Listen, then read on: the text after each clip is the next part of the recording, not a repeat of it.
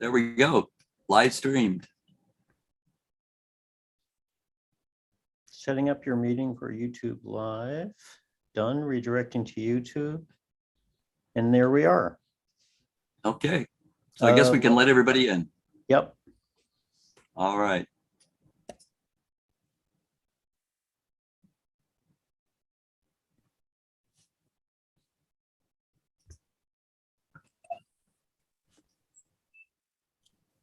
Hi, everyone. How's it going?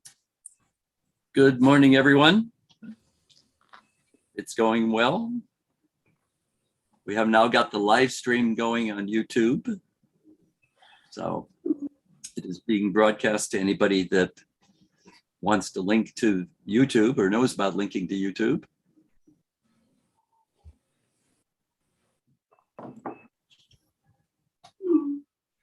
It looks like Mary Dodd and I have the handsome rust-colored Pi polos. And I've got the traditional Pi shirt.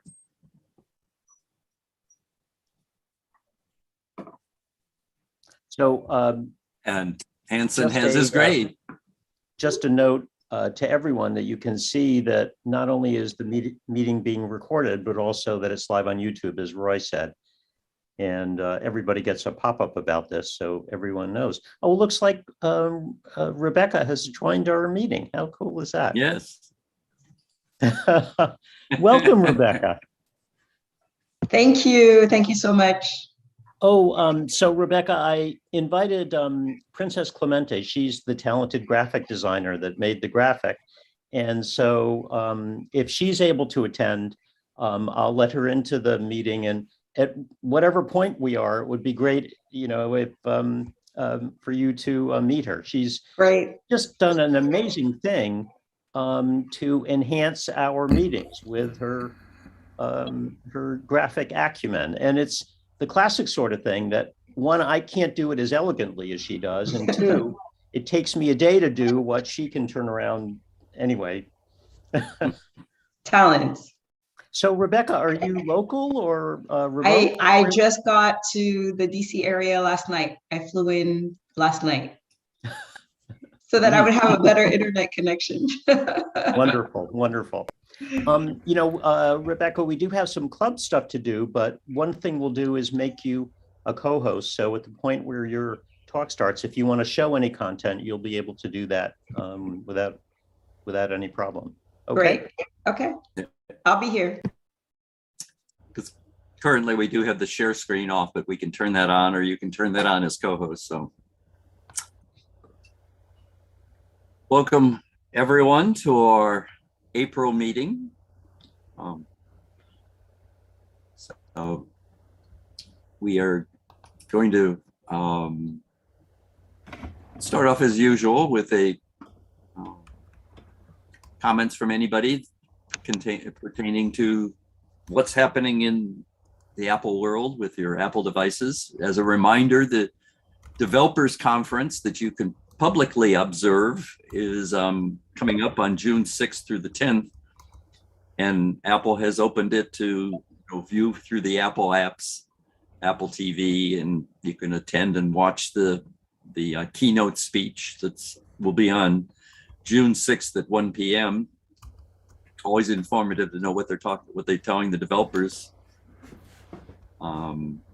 Usually they don't release any hardware, so don't expect any big hardware announcements, but you never know. Publicly observed is coming up on June 6th through. Somebody's got, yeah. Larry Kirchberg, yeah. You look smaller on YouTube.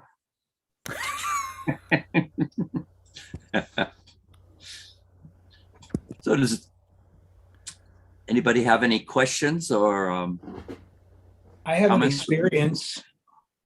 Okay, experiences are good.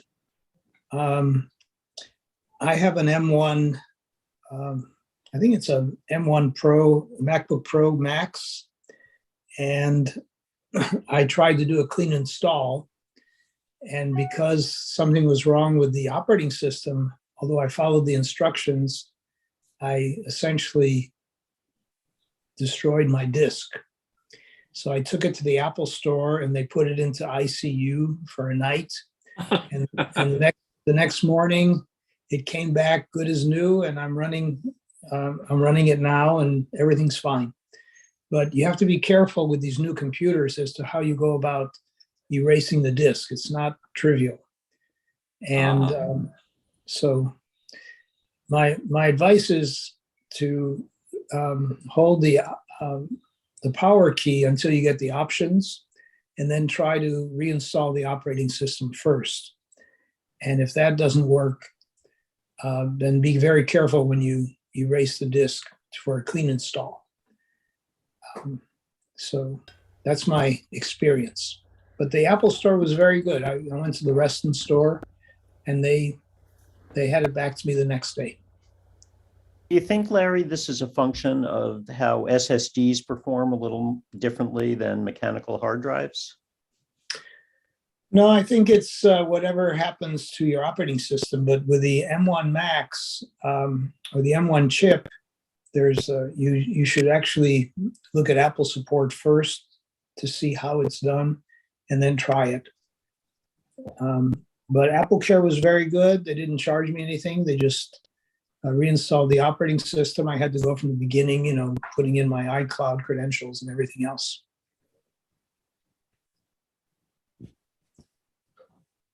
Jim, do you have your hand up? Do you have a? I have a general question. Are there any plans to go back to in-person meetings at Cedar Lane Church? There's hope that sometime in the future we will, yes, but no actual plans have been put in place yet. But it's always being considered by the board of when to have a meeting there. And the same goes for George Mason, that we're trying to arrange for a live meeting at George Mason sometime, but we have not scheduled any dates or speakers yet. Well, I hope it can be done sometime, because I personally like the live meetings. More convivial, it seems to me, and don't take to the Zoom meeting so awfully well. So I hope that we can, is when it's feasible, try to do that. That's my opinion. Yes, we will try to have one. Roy, you have a comment or question? And then we'll go to Rebecca with her. Well, my question might be a little bit lengthy. I'd be happy to wait till after the general presentation is over to not to delay things for everybody. But okay, well, we'll let Rebecca make her comment and question first then. Yeah, it was just a small comment. If you want to have a physical meeting, I'm inviting you to have it at IO Spaces, which is a co-working space in downtown Silver Spring. And your next meeting, if you choose to have it there, we'll give you one free. So if you're interested, let me know, and I can arrange that with Jonathan. Mm-hmm. Good. Jonathan will let you arrange that. Do you know, Rebecca, this is actually, we always have to now say pre-pandemic, for life, what life was like. We actually had was it a Clubhouse Saturday or an afternoon learners meeting at one of the great Ethiopian restaurants in Silver Spring. He had a table upstairs, and it was great for our meeting, and the food was even better. So now you actually raise this. This is something that will be solidly in our orbit for one of our meetings that when we start meeting up personally again. Thanks, Rebecca. That's okay. Yeah, I've been reading a book. I mean, speaking of having live meetings, I've been reading a book that I purchased from Amazon called 100 Things We've Lost to the Internet. And so it goes through chapter by chapter of listing 1 through 100 items lost to the internet. And it's written by Pamela Paul, but it's a very interesting book because it does point out a lot of things that have changed. meetings certainly have gone through a change, and really move things to a different dimension on how people are having meetings. But even when we do have live meetings, we were certainly try to have a hybrid meeting too, so people still would be able to log in using Zoom.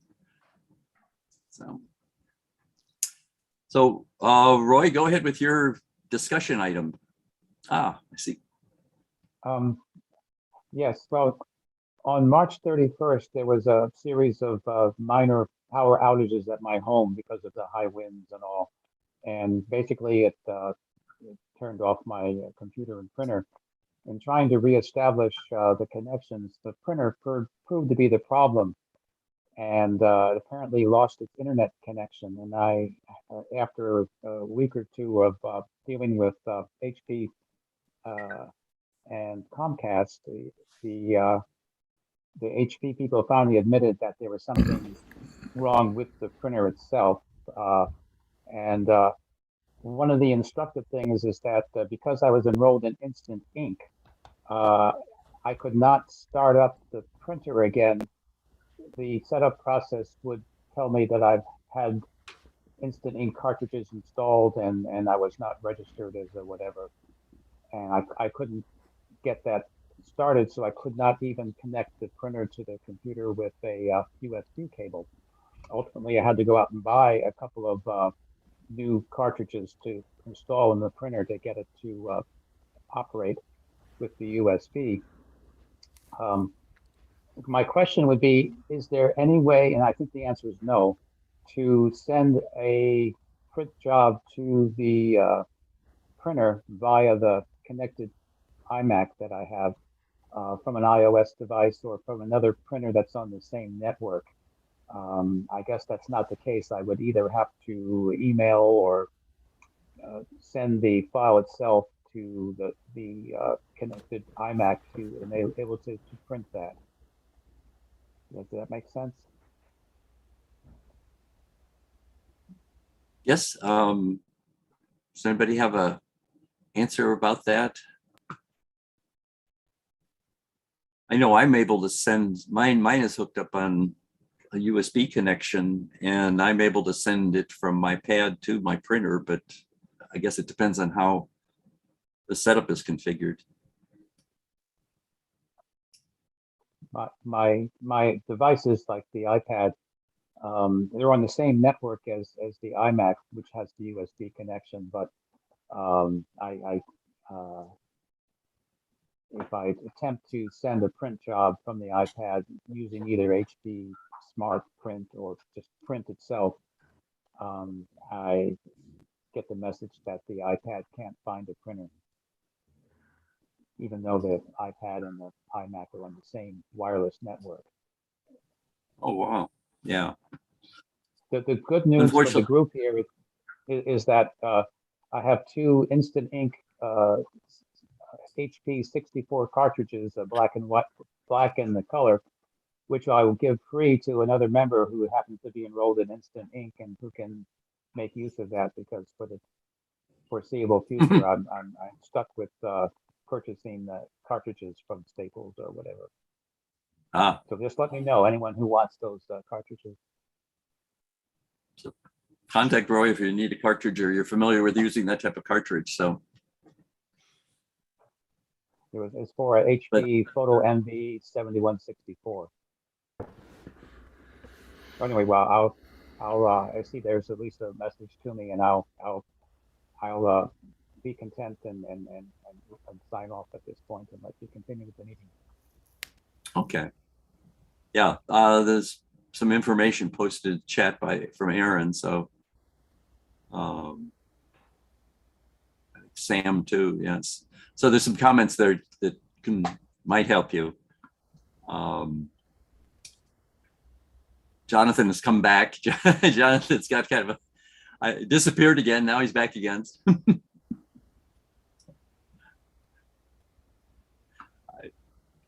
I noticed that Jonathan Princess is here also. So if you want to make introductions and cross channel.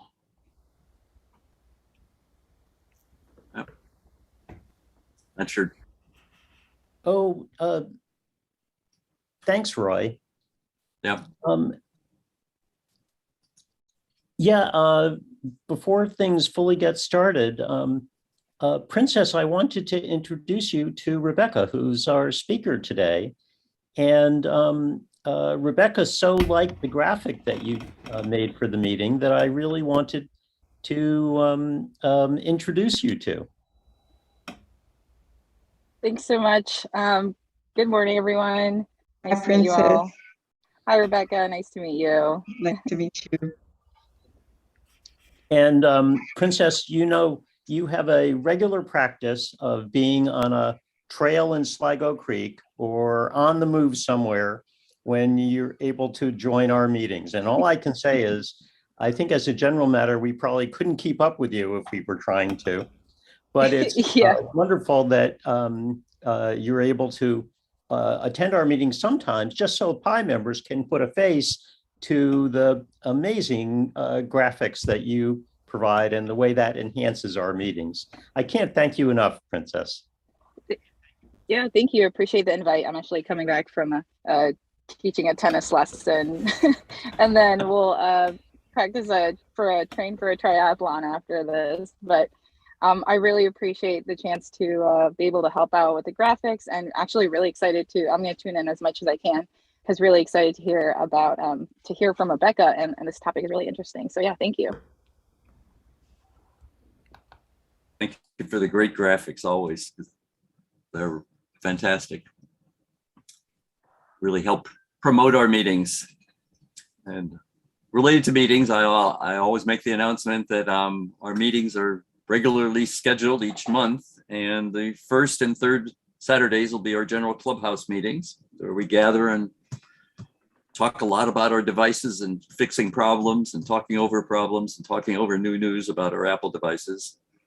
And on the second Thursday of the month is the Learner SIG, which Jonathan coordinates and hosts, in which we have various topics and speakers about learning some new things on how to use our Apple devices.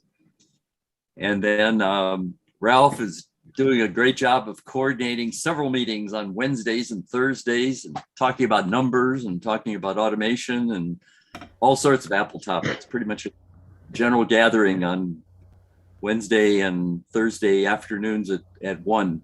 So Ralph, do you want to say anything further about your SIG meetings? Yes, very limited audience, but very interesting topics. And you're all invited. There's some dramatic changes coming. I really like Gary of MacMost.com.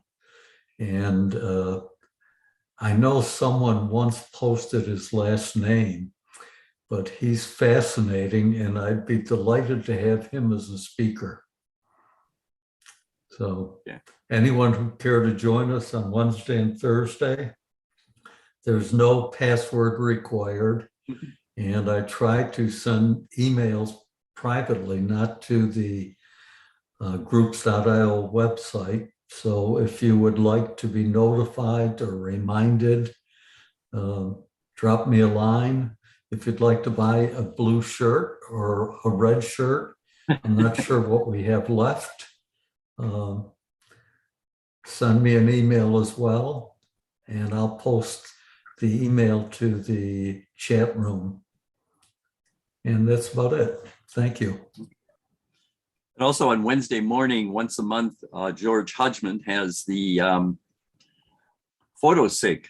So a lot of good photo discussions, and we post photos, or people post photos, and you can view photos and discuss the photos that you've taken and discuss things photo related. So that's our other regular SIG meeting we have. And again, we encourage anybody that's got a special topic that they like. If you want to host a SIG, pick a time and we can put it on the calendar, and you can Zoom and let people know, and we can set up a special private email system that you can notify people using Groups.io. So that's also related. Jonathan, you have a comment? Talk? Oh, just to follow on what Ralph said, to let everybody know. Yeah, Gary Rosenkrantz, I think his name, I'm not sure. of MacMost is going to present to the Pi in October for our general meeting. So all I can say is if you can cabin him sometime earlier than that, on a Wednesday, more power to you. He's a very busy fellow. Ralph? I would like to join MacMost at $4 a month. And the only problem with that is I don't not like Patreon. Am I pronouncing that correctly? I read their privacy policies, and basically they're saying you do not have any. And I will never join Patreon. But I would love to be able to send him a check for $100 a year and join at the $4 level for a year. He's that valuable. And I do get an email from him, or from MacMost, I should say, once a week. But Gary is a very super intelligent individual. And he's making his living, I believe, through MacMost, or who knows what else. So I understand why he's very busy. Thank you. Okay. Thank you, Ralph, for that promotional MacMost. There's a lot of good Mac information people hosting various sites and things, but so a lot of good things to follow, a lot of good news you can catch up on. So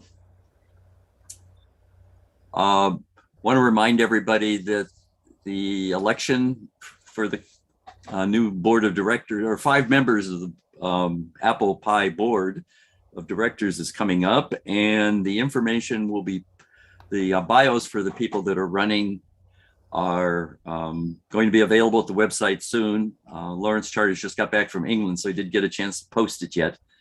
But the information will be posted there soon, and I will be sending out using our Join It emails. I'll be sending out the same PDF to everybody that may not have connected to the website. So you'll be receiving a dual notification of the bios.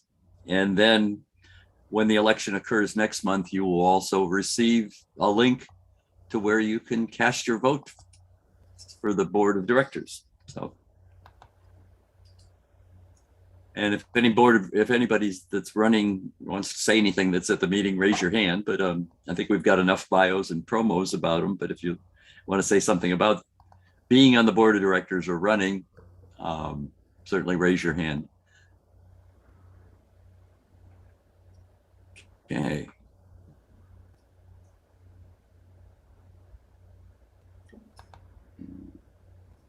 Jonathan, did Jonathan disappear? No, where's Jonathan? Jonathan's connection seems to be coming and going, so. Yep, here's Jonathan back again.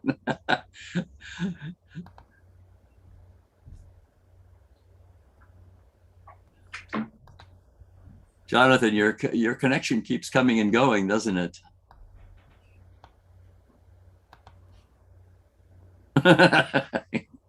We're having... Roy, let me change the hosting to you, and let's hope that doesn't interfere with the YouTube, because it looks like it's a cruel joke that Rebecca is back in the States and has a better connection, and I'm in a New York City apartment temporarily with apparently a rickety connection. But is the YouTube connection broadcast still running when you are bouncing in and out? It seems to be. Okay, so it's holding. That's good. Okay, so hold on. Changing host. Okay, so you are the host now, and it looks like the YouTube is still going. Good. So hopefully I will be less noticeably coming and going. Okay.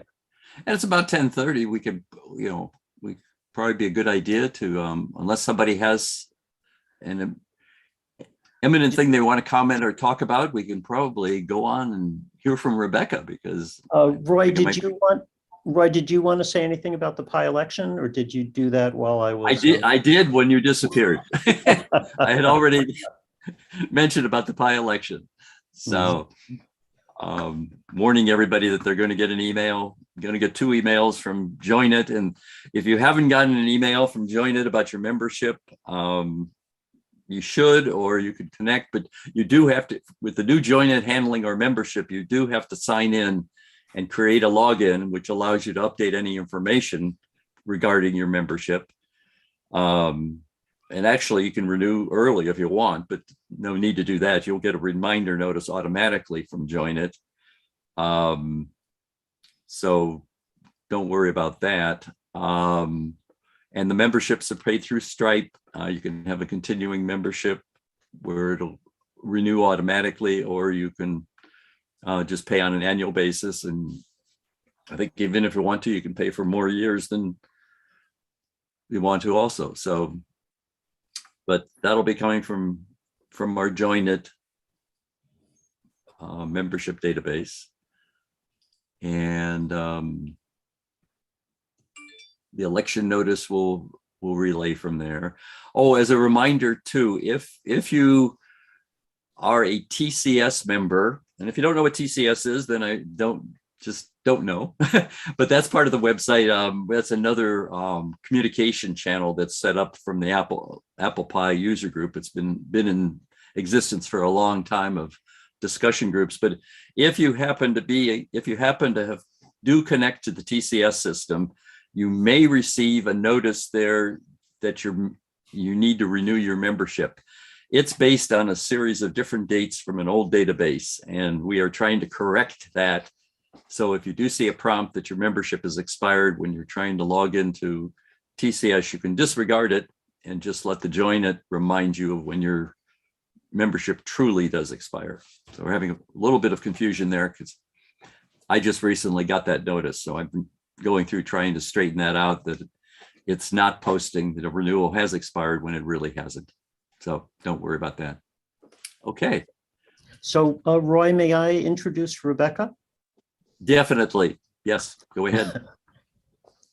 So everyone, Rebecca Enonchong is a tech entrepreneur and a founder and CEO of Apps Tech and a co-founder of IOSpaces. And that was the group that she mentioned wanting to host an actual live meeting of ours in Silver Spring. It's an amazing co-hosting, co-working place.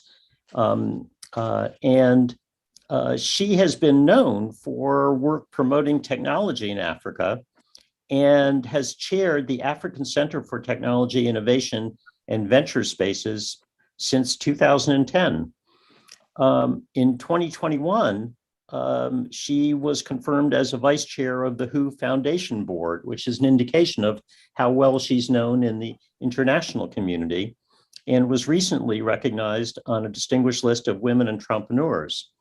I couldn't be happier that Rebecca is here to tell us her amazing story to the Pi today. Welcome, Rebecca.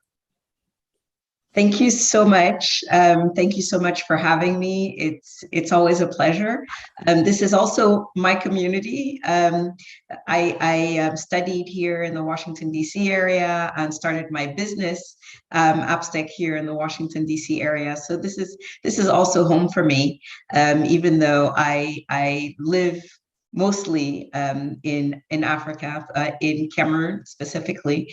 I don't know how many of you are familiar with the continent, but I will share my entrepreneurship journey, which actually started here near you all and continued in Africa. And I'll also share a little bit about how much technology has improved the lives of Africans across the continent, and how it's been a real game changer, and how much opportunity is there, and how positive and optimistic I am about the African startup ecosystem. So let me introduce myself a little bit more. So I'm Rebecca Enonchong. I was born in Yaoundé in Cameroon. My mother is American, and so I got that accent from my mom when I learned English as a child. And then I came to the US as a teenager. I went to Montgomery Blair High School, where I finished when it was still on Wayne Avenue, not the new one, the old one, before it was a science magnet. And so I finished high school there, and then studied at American University and then Catholic University. I studied economics and international political economy. And then, worked in various organizations, the Inter-American Development Bank, for a couple of years, and did a lot of consulting work with various organizations. I worked for Oracle for about almost 2 years. Crazy. And then I left and I started my business called AppSec. So Application Technologies, we do enterprise software. So that I started in 1999, right in Bethesda, Maryland. And when I don't know if you remember, there was 3 Bethesda Metro Center, used to be the Oracle building. And so we started back then when it was still the Oracle building. We started in what's now called a co-working space, but it used to be shared offices on the 7th floor of that building. And we spent almost 20 years in Bethesda before we moved to downtown Silver Spring, where I have a co-working space. So that's AppSec. So we do enterprise software and what primarily Oracle applications. And we started as I said, in 1999, I started on my own, but I wanted to build a global business because of, my exposure to the rest of the world. And I really saw an opportunity in developing a business that would serve multinational customers. And you can't really do that when you're a small, very local company. But if you develop yourselves and build yourself as a global company from the get-go, even though you're just a one-person operation, a lot of the choices that you make as a business owner will drive that scalability, right? For instance, even though it was 1999 and 2000, all the software and all the applications that I chose to use were all online, right? They weren't nothing to install anywhere. Something like Salesforce, we were one of the first Salesforce customers back in 2000. And so, we were able to scale very fast because, so we went from one office in Bethesda to opening an office in Canada, France, UK, and eventually Cameroon in 2002. But we were soon serving customers in over 50 countries. Including, the very known these days, Russia was one of our early customers. We had customers in Russia, Brazil, various countries around the world. And the reason that we were so different is that, back then, being in tech and being a woman and being an African woman in tech was not very usual. It's still not something that we see every day. But what I did, and the way I was able to build my business is by really putting a product up front, is not talking about myself or talking about the, what the ownership was like, but really trying to put forward the best product available on the market. And so that's how we presented it. And so we tried to simplify the very complex buying process and procurement process for Oracle services, particularly support services. And so this was very unique back in 2000, when it used to be that you had to sell a product, you had to sell people, right? So if you were doing support for an organization, including the US government, for instance, it was a per seat. So you would have to send a resume, and they would have to assess, how much money that person was worth. And then, they would send back, and then it's like a whole bunch of negotiation. And in the end, what customers really wanted was to make sure that their systems were working all of the time. And they wanted people that could do that. And so, when we started sending resumes, and many of my early employees were people that I knew, so a lot of Africans, right? So even though they were in the DC area, you had a lot of Africans. And let me tell you that when you sent resumes with, names like Babou Diallo, and, people would question and started to like, it's so what we did in order to overcome that is we started productizing services, basically having people choose, and this is very common now, but it wasn't common in 2000, is having, large organizations, customers choose between A, B, and C. He's like, and it's you basically would subscribe to support services, and you would decide, whether you wanted the, 9 to 5, service, 24/7 service, which package did you want? And then so the sign up process was a very simple one,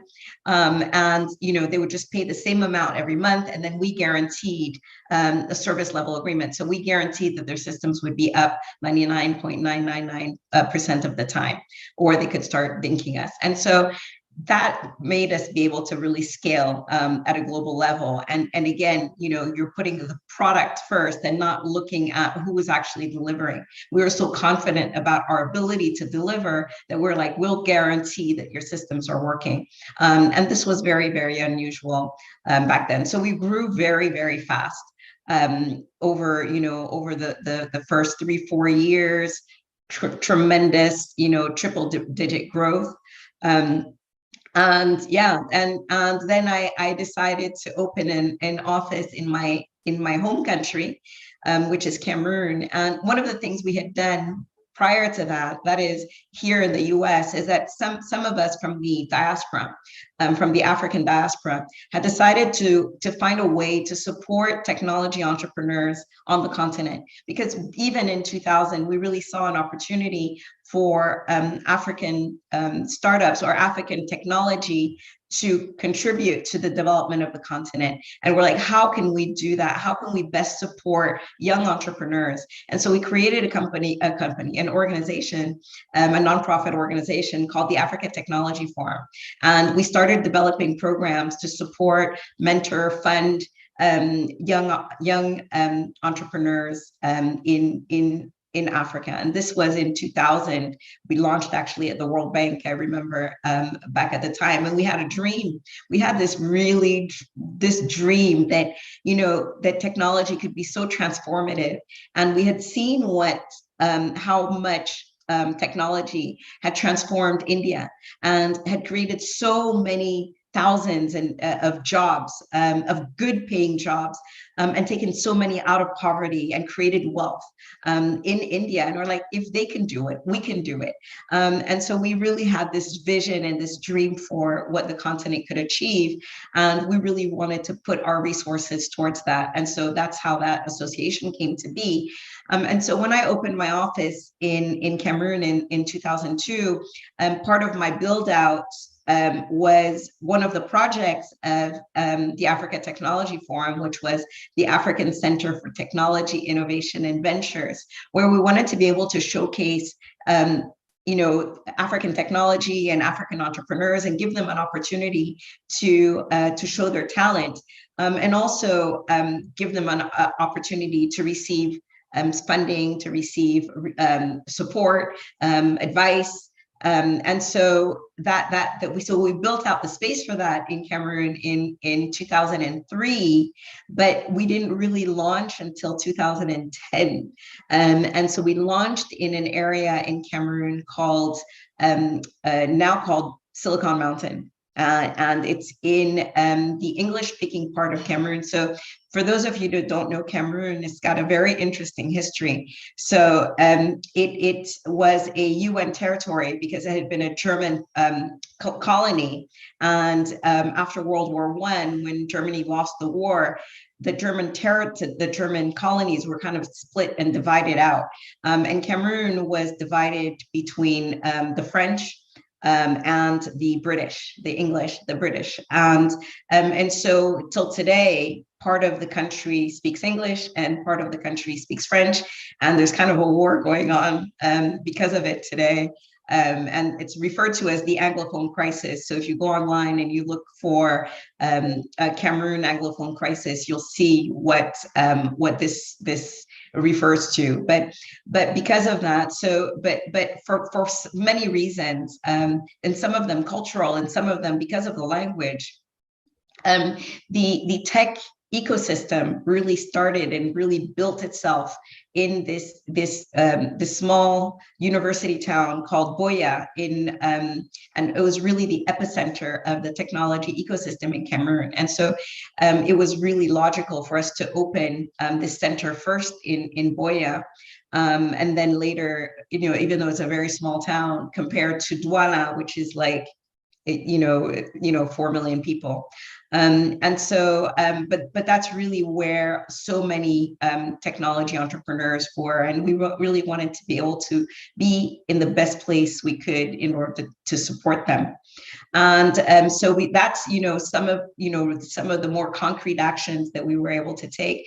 And so African Center for Technology, Innovation and Ventures, it's short, if we shorten it, it's ACTIVE. So Active Spaces is now 11 years old, and we've supported thousands of entrepreneurs. We have 3 locations now. In one, in Buea, this university town close to the Buea Mountain, which is why that area is now referred to as Silicon Mountain. And then we have one in Douala, which is a very large port city. And then we opened one last year in a very rural area called Bangante, which is in the west of the country. And again, we're trying to reach out and go where the talent is and go where the entrepreneurs are, so rather than having the entrepreneurs having to move to larger cities in order to have their talent recognized and promoted and get the opportunity, we're really trying to go and find those entrepreneurs where they are and try to really support them. And so Active Spaces was also a founding member of another organization. And so in 2011, 5 technology hubs across the African continent created an organization called AfriLabs. And AfriLabs is basically a network of technology hubs, and it was created by these other hubs. And so we had hubs, for instance, the iHub in Kenya, that's very well known. And so, there were, 5 of these hubs. Today, AfriLabs, I'm so proud to say, has 350 member hubs across the African continent, 52 different countries, over 200, I think over 300 different cities, and supporting a community of almost 2 million African entrepreneurs. And so you really see through AfriLabs in just 10 years, how tremendous the growth has been, and the ability and the interest, and how passionate Africans feel about the opportunity of technology. But going back to my entrepreneurial journey, so my experience in Cameroon was not as expected. So as much as we prepared for the opening of that subsidiary, as we had in all the other subsidiaries we'd opened, looking at the market, doing a market study, preparing. If anybody's really interested, there's actually a white paper that was written on me opening the AppStack subsidiary in Cameroon. It was done by Columbia University students in New York. Some MBA students followed me around for about 6 months and traveled with me to Cameroon, and we're seeing how, you know, all the process I used to open that subsidiary. And so it's the Chazen School of Business, and it's still available for download online, even though it was from 2002 or 2003. So it's been a while. But when I read that white paper, by the way, I feel like I'm so smart, right? Because you read it, she's like, oh, she really knows what she's talking about. But I was so off. I was so wrong about so many things. I think we make so many assumptions about doing business on the continent, doing business in Africa. And we take much of what how we do business, especially in the US, but also in other countries. And we think that we're going to, you're just almost going to copy and paste into the African context, and you simply cannot do that. And so I made tons of mistakes. The biggest mistake I made was that, you know, we had this subscription model, which was very effective and which is really our bread and butter, right? So, and so we shifted from that model for Cameroon. And we shifted because we signed a very large customer, and that customer was going to be our entry into the continent because they had lots of subsidiaries across the African continent. And we're like, okay, this is going to be a loss leader. But, you know, and we're not going to have this subscription because we're actually going to do the implementation of the product and then do the support then on. Because if we manage to succeed with this one subsidiary, we'll be able to succeed. You know, they'll give us the contract across the continent. So it seemed like a really good opportunity, but as any good entrepreneur will tell you, you should never be opportunistic, and really just stick to what you know, stick to your core, keep focus on your product. And we didn't do that. In addition to that, we had underestimated the differences in business culture between you know, some of our other businesses and doing business on the continent, and that hurt us a lot too. And I think part of it was because I was African and because I was from Cameroon, and my father, you know, who was a lawyer there, you know, with lots of, you know, businesses as well, and so I thought I knew. I really did think I understood, and I traveled to Cameroon very frequently. I mean, the year before we opened, I think I was there, you know, 5 or 6 times, but for short periods. And so it's really not enough to give you a very good sense of doing business on the continent. But yeah, and so that was pretty catastrophic for us, and it really hurt us because, you know, that opening of Cameroon, and we were fully self-funded. And so I always say I was customer funded. I was never VC funded. We never got any outside investment because as much as you can hide behind the product when you're trying to sell it to a customer. So I had, this is not a business card, but I had business cards that didn't have a title, right? Because I didn't want customers to know I was the CEO, because they wouldn't trust, you know, thousands, you know, a $40,000 a month contract, or, you know, basically multi-million-dollar contracts to somebody that looked like me. And this is 23 years ago. So you can just imagine, I was like, they would never sign if they really thought that I was the one behind the business. So I kind of hid behind the product, but you can't do that with banking.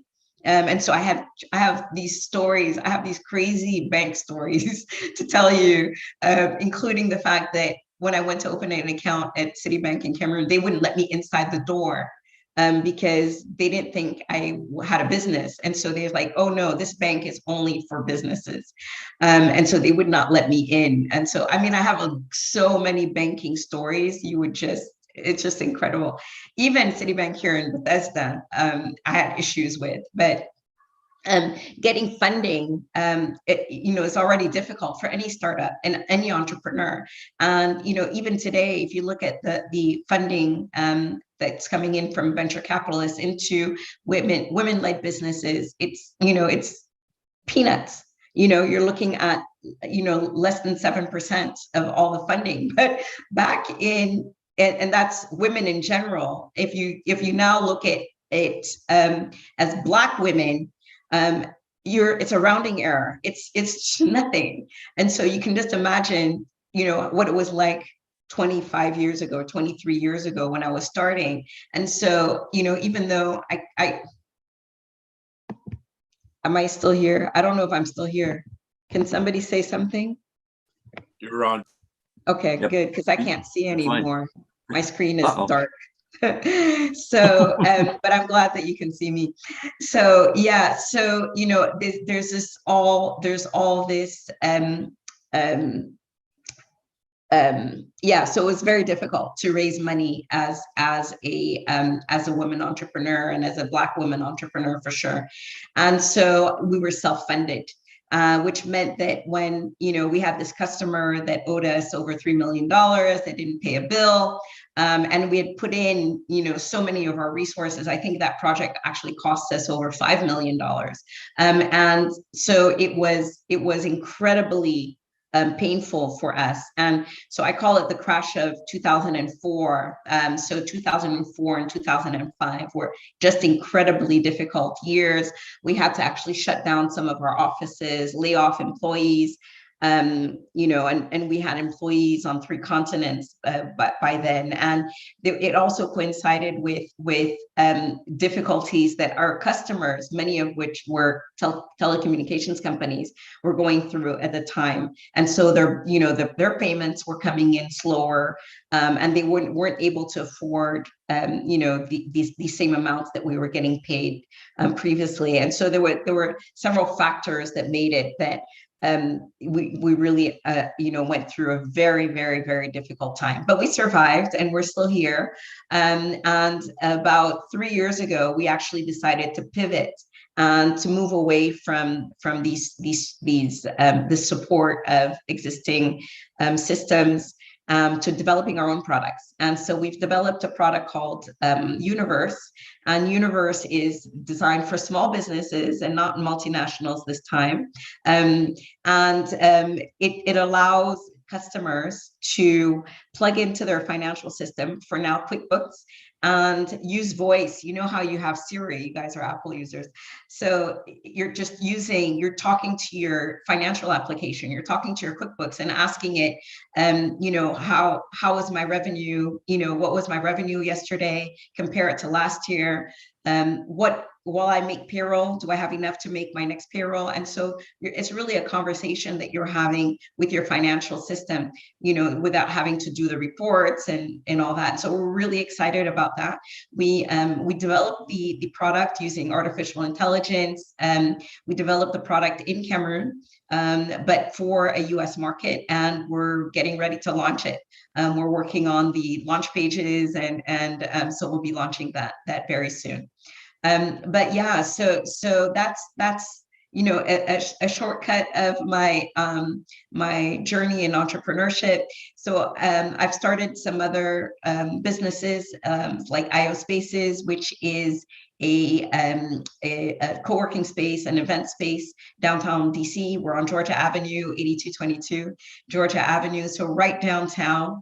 It's a very small building. Those of you that may have remembered Urban Butcher, it's in that building, but we have the rest of the building. So, we have 4 stories of space, even though it's skinny space, for meetings, events, and for co-working, conferences, that kind of thing. So I'd love to host you, as I offered earlier, and your next meeting is on us.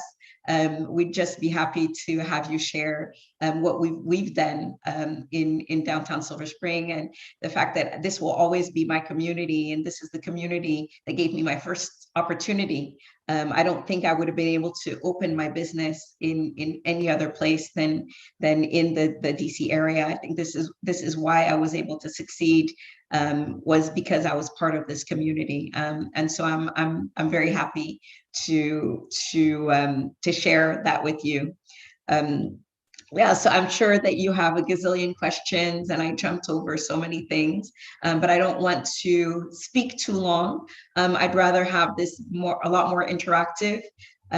Yeah, so there's so much opportunity on the continent. As I said, AfroLabs, I gave the example of the incredible amount of scale that has gone through over the last 10 years. It's the same thing in the startup ecosystem. You know, if we looked at the funding that entrepreneurs were getting early on, it was peanuts. It was absolutely nothing. And you know, we're getting to where people are starting to see the opportunity. We're seeing lots and lots of real venture capitalists, you know, Silicon Valley capitalists that are seeing the opportunity on the African continent. We have 6 unicorns now on the continent, you know, all that, and they've all become unicorns in just the last 4 years. And so this just incredible opportunity and growth, incredible challenges that are very unique to the continent, and that, you know, you don't necessarily plan and anticipate for, but I still believe in that opportunity, and I'm not going anywhere anytime soon. Thank you very much, and I'm looking forward to answering your questions. Okay, that was great. It sounds like a great evolution of a business and building it, and phenomenal. You started 20 years ago or whatever. 23 years. Yes. And I'm still alive to tell the story. But yeah, I think what you said about, I don't know how, you know, if you 23 years ago approached me and asked me for funding, you must look like a little girl then. So it'd be really hard. Diane has her hand up, so she has a question. So go ahead, Diane. Hi, Diane. Why don't you look tired? I'm tired hearing your journey. You don't look tired. Yeah, and I traveled 24 hours to get here yet last night. So why don't I look tired? I take a lot of vitamins. I don't know how to say it. I take a lot of supplements, and I believe in my health. I'm very I'm very aware of the importance of wellness. I think when we talk about entrepreneurship, I think that's something that we don't mention a lot. And this is something that, you know, when I was 30, and I had no idea, I was not sleeping, I was not taking care of myself. But I've realized how important it is to focus on wellness. As an entrepreneur, I have my Aura ring. I don't know if some of you have seen this, but it tracks your sleep. It tracks so many of your different health, monitors so many different aspects of your health, and it you know, it connects to your Apple phone, and so you can really track how you're doing on a daily basis. And so, yeah, so people always like, oh, how do you keep up? And I really do try to take care of myself physically. And I really encourage all entrepreneurs, you know, if you're just starting out, please take care of yourself. It's really important. You know, I think when we start out as you know, startups, we don't want to sleep. You know, we think that you're like wasting time and you need that time. But when you do get enough sleep, you're just so much more focused, and you're so much more able to execute. And so, yeah, that's, I hope that answers your question, Diane. Where did you fly in from yesterday? I flew in from Douala, Cameroon. So there's no direct flight. So flew to Paris overnight. And then yesterday flew from Paris to DC. I just, have you had any sleep? Yes, I did. I did. I have. I probably slept at 8 p.m. last night and woke up at 4, but yeah, I did sleep. That's good. Well, I'm speechless at your journey. Thank you. I mean, it's just amazing. Thank you, Diane. Thank you. That's really sweet. Thank you. It's so good you have an understanding of keeping your health going too, because that's, so many entrepreneurs and things burn themselves out or, after doing it, but it's good to be conscious of that and maintaining it. Jonathan has his hand next. So go ahead, Jonathan. Sure.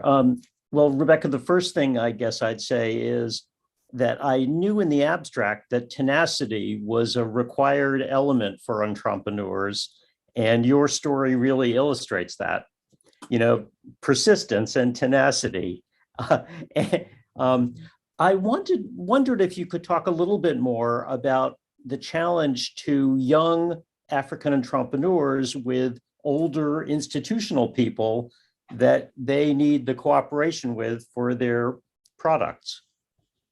Yeah. So as I said early, I didn't have a car. I didn't have a title on my business card, and I happened to have some employees, executives that were white males, and when we would go into meeting a customer, a lot of times they would exchange cards only with my colleague. And like I was there, maybe they thought I was a secretary or I don't know what they thought I was, but they didn't think I was important.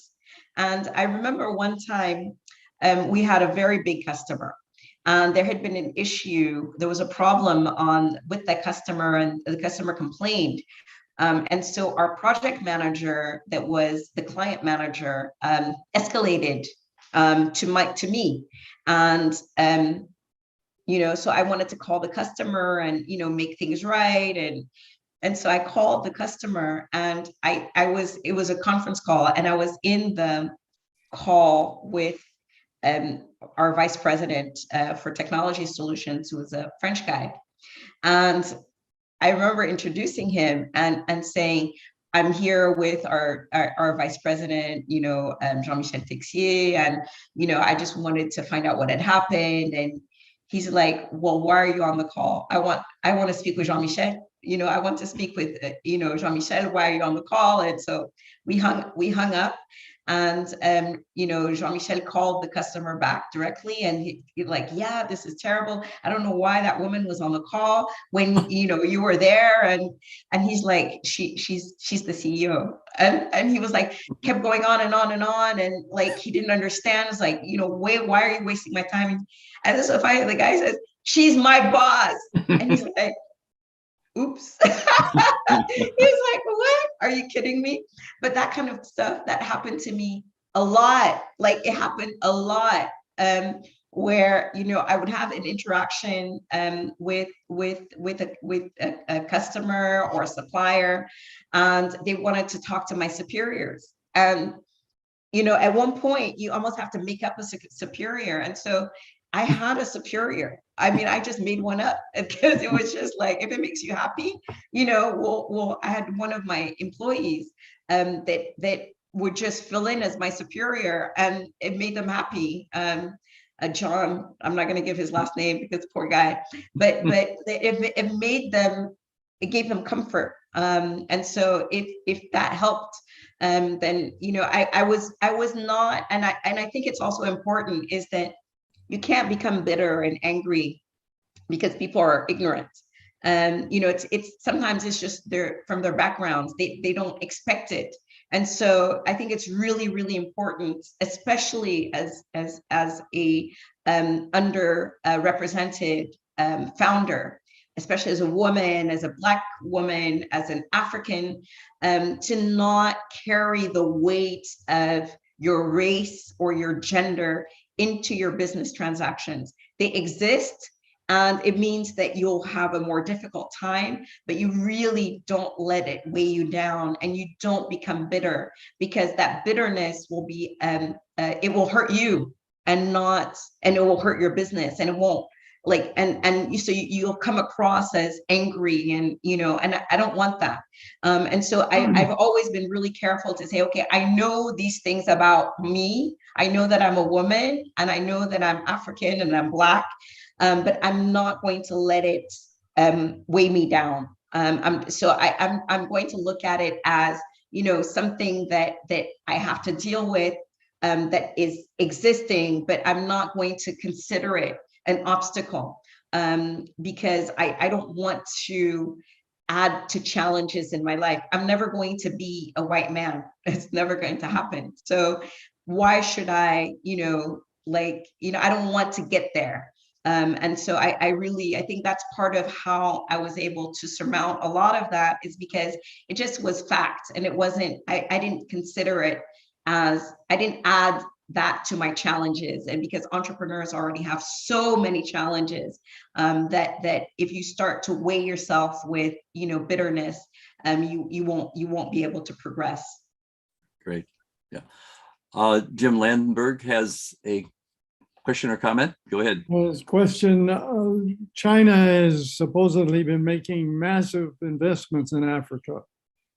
And I'm wondering if you have seen that, and if you rub up against the Chinese, and are they continuing now as the world economy seems to be starting to dip down? What's the influence of China's in the long run on Africa and on businesses like yours? That's an excellent question. And I'm actually on the advisory board, the Sub-Saharan Africa Advisory Board for US Exim Bank. So the Import Bank of the United States. And this China question has often been a question. And I have seen China's a very long-term partner. And so they don't look at things as like US does. US will have a very short-term return expectation versus China that's in it for the very long haul. And so their approach has been different. For instance, they go in very high, right? So they try to build relationships with policymakers before policies are actually made.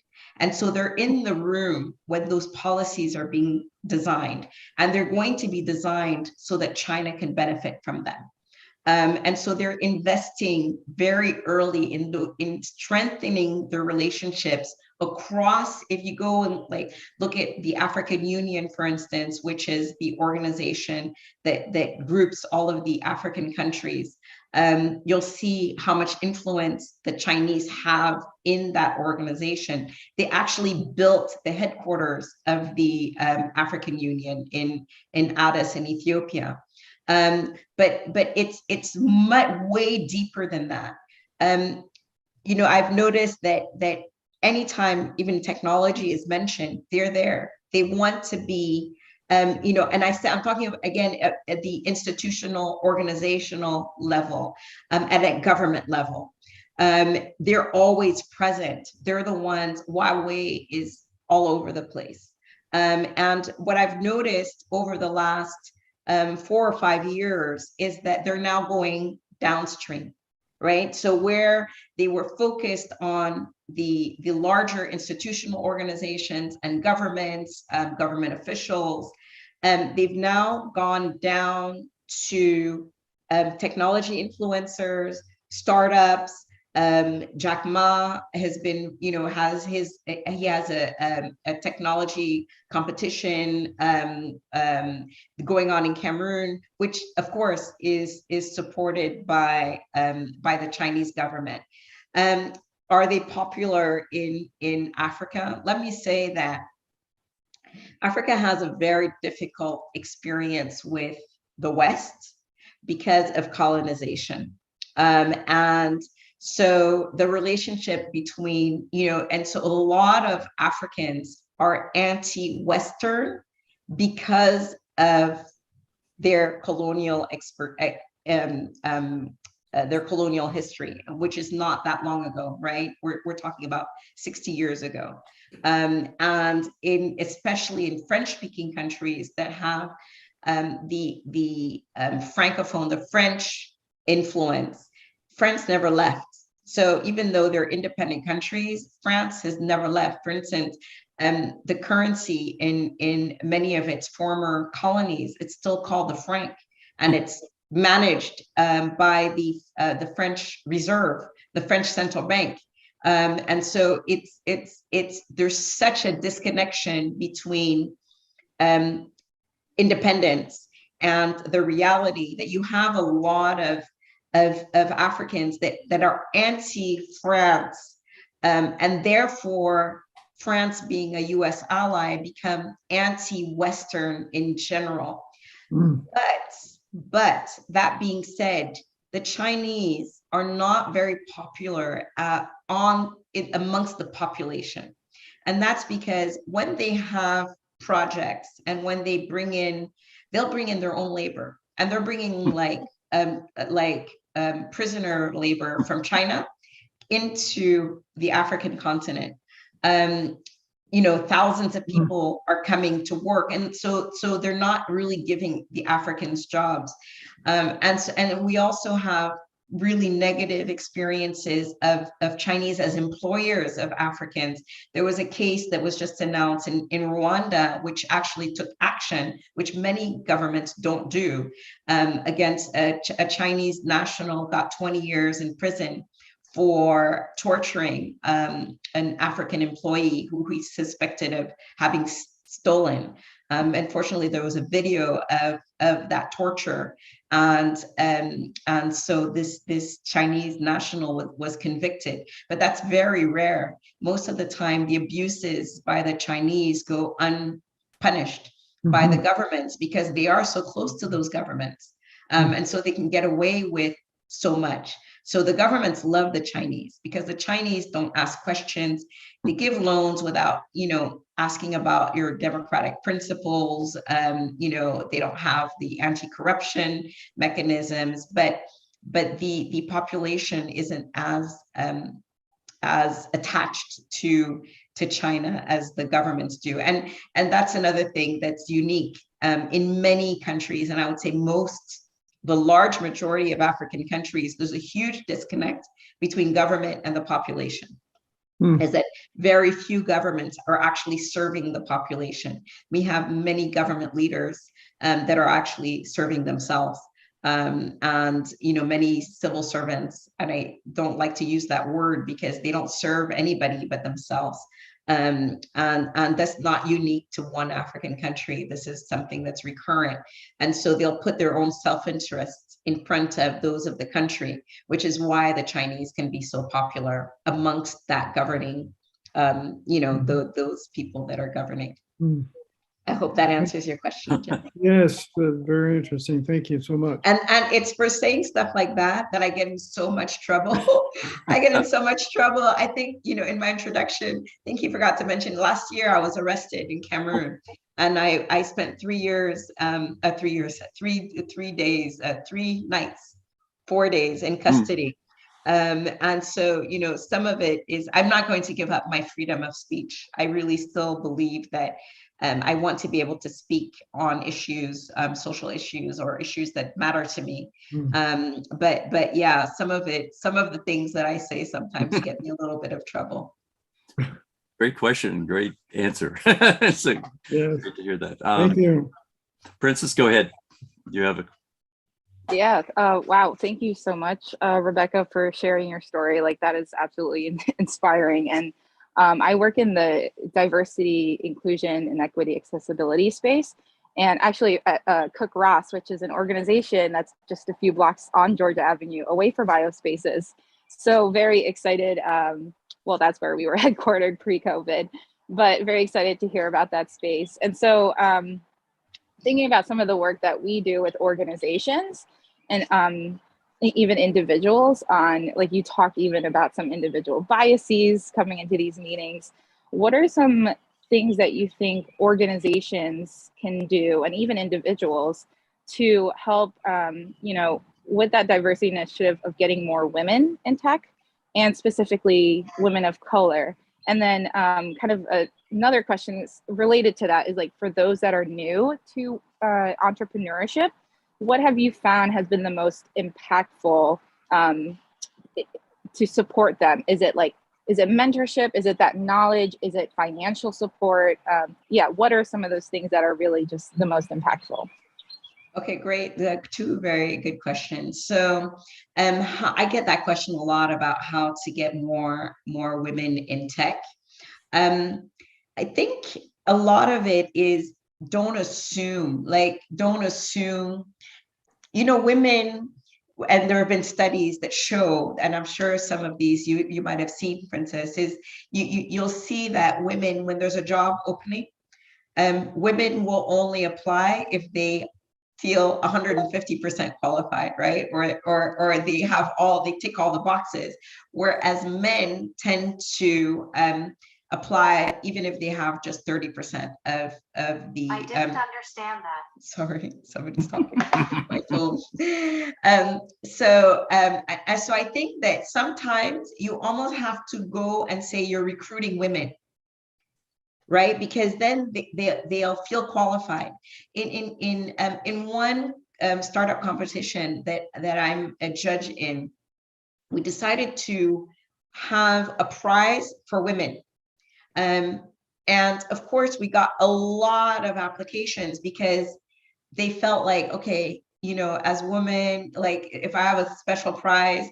And it turns out that several times women have won the entire competition, but they may not have applied if they thought it was for everybody.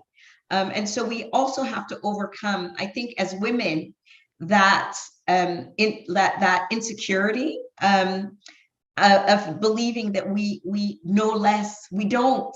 We are as qualified. And I think it's really important. I believe in symbol, and I believe in having visible representation. So that's why I speak as much as I do to different organizations, because I want young women and young boys, young men, to see that technology and technology success could look like me. And they might look more like me than a Bill Gates or so it's and so I want them to see themselves. And it's really, really important that we don't assume that a successful entrepreneur looks a certain way.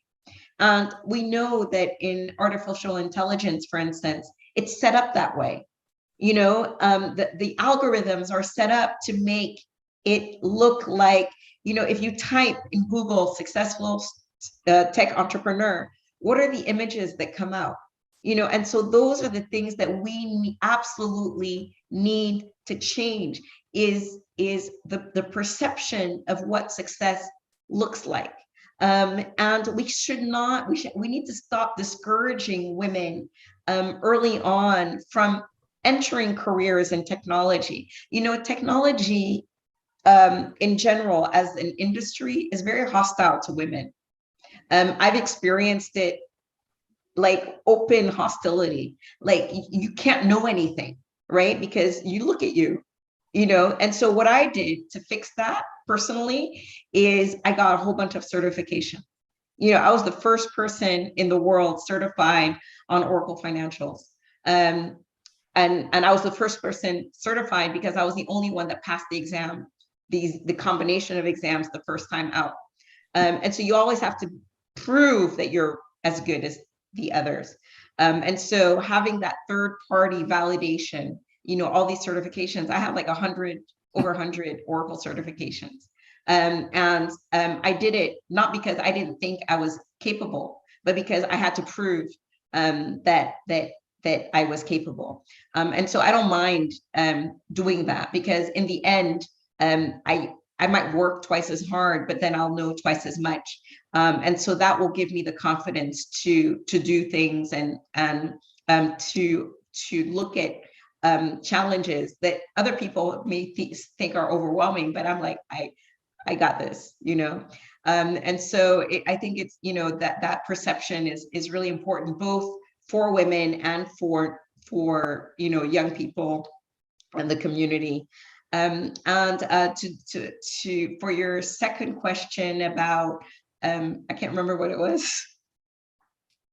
It was when supporting new entrepreneurs, what's the most impactful? Yeah.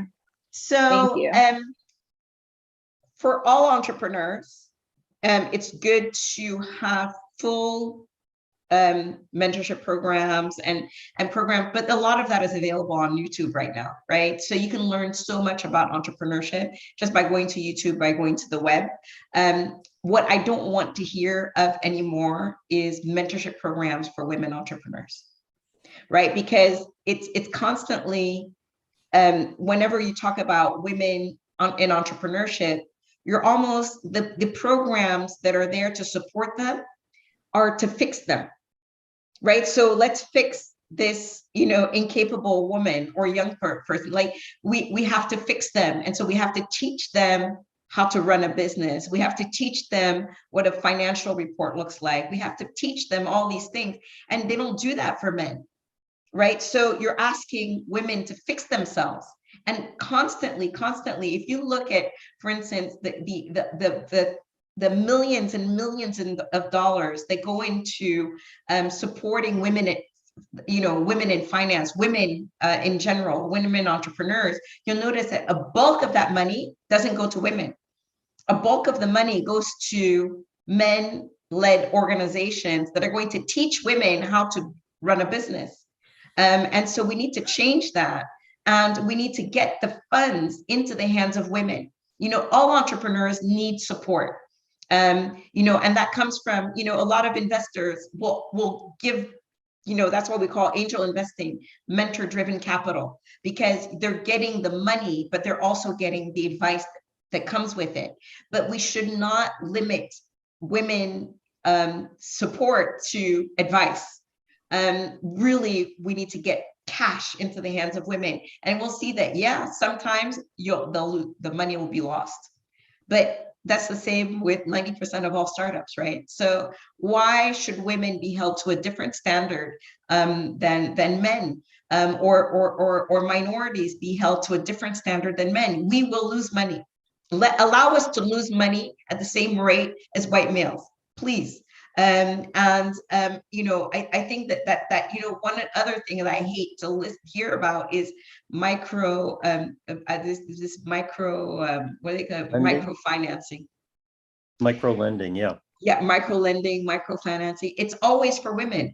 Have you ever heard of any micro anything program for men? Ever? No. It's always for women. So, let's help these poor women entrepreneurs stay poor by giving them $50 instead of 50,000. And this has got to stop. And it goes back to my first answer, which is about perception. And again, it's the perception that women can't do it. And so, yeah, we run a lot of, Afro Labs that I talked about in my earlier presentation, and active spaces. What we do is to support entrepreneurs. And so we do understand what they don't know. And a lot of it is, the financial statements and how to be investor ready.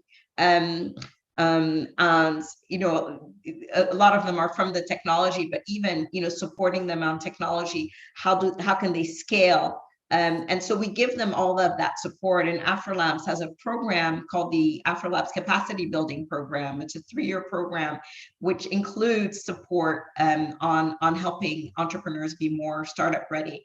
But at least we're investor ready. But at least we're not doing it for women. We're doing it for all entrepreneurs because those entrepreneurs have the same needs.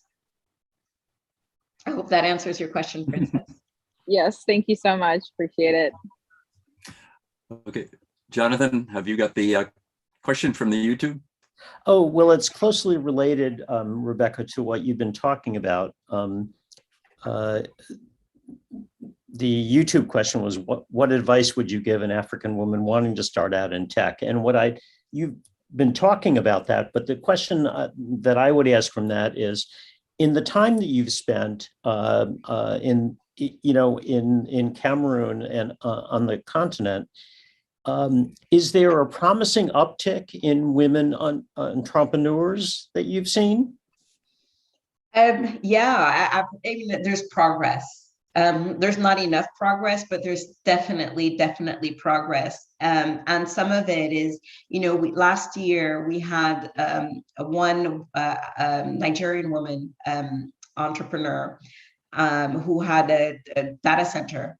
and a data center and undersea cables. And she sold her business for $300 million. And so examples like that are very important because they send a signal to everybody that's funding these organizations, because you can't, as a woman entrepreneur, if you don't get funding, it's very difficult to scale and to compete against the men-owned businesses. And so it's a very important signal that success stories like the main one and Funke's success story, they're very, very important because it messages to the world that, wait a minute, we can make a lot of money by investing in talent. And sometimes that talent is a Black African woman. And so it's really all those signals. And again, I talked about perception earlier. They're really important. And so I think that all of that signaling and talking about the success stories is particularly important because I think we don't toot our horns enough as African women that are in technology, but it's a great community of women that are in tech in Africa. I think, there are lots of organizations so that we try to support each other, try to speak and encourage other young women to join us. And so, yeah, I think that there is opportunity, and I really do see progress, even though it's slow. I can't thank you enough for your leadership, Rebecca. And I don't know, you got me speechless. That's hard to do with me. So true. Great presentation, great comments. So, one thing I wanted to do, Rebecca, is that to offer you a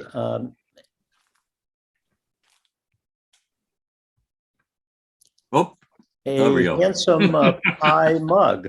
Oh! And what I'd be happy to do, rather than trying to put this in the mail somewhere, is to drop it off with Leslie at IO Spaces, so that the next time you touch IO Spaces, you will find it. Thank you. I'll be there. I'll be there sometime this week for sure.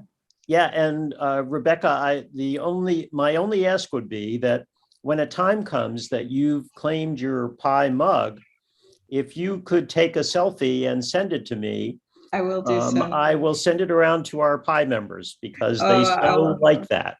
I will do so. I will so do so. Thank you so much. I appreciate it. Thank you. It's very thoughtful. To include me in your community. Thank you. Okay. I didn't look at the questions in the chat. I assume that they've been asked somehow. Yes, I think we have filled all the questions. Okay.